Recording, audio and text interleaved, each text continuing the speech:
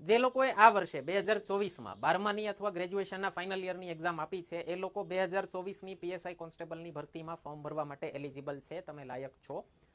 જો તમે એપ્રિલ અથવા મે 2024માં તમારું ગ્રેજ્યુએશન પૂરું થઈ જવાનું હોય તો તમારા માટે ઓગસ્ટ 2024માં એક નાનકડી વિન્ડો ખુલશે ફરીથી ફોર્મ ભરવાની પીએસઆઈ માટે. કન્ડિશન એટલી છે કે 21 વર્ષ પૂરા થઈ ગયા હોવા જોઈએ તમને ત્યાં સુધીમાં. અને જે લોકોએ 2024માં 12માની પરીક્ષા આપી છે એના માટે કોન્સ્ટેબલનું ફોર્મ ભરવાની વિન્ડો ફરીથી ઓગસ્ટ 2024માં ખુલશે. મારો ભરોસો ન કરો તો હસમુખ પટેલ સાહેબે એમની યુટ્યુબ ચેનલ ઉપર આ જ આંકડાઓ દીધેલા છે. તો તૈયારી શરૂ કરી દેજો, ત્યારે ફક્ત ફોર્મ ભરવાનો વિન્ડો મળશે, પછી રનિંગ તમારે કરવાનું છે, એટલે અત્યારથી રનિંગ શરૂ કરી દો. અને જો એક્ઝામ આપવી હોય તો ક્લાસ પણ શરૂ કરી દેજો.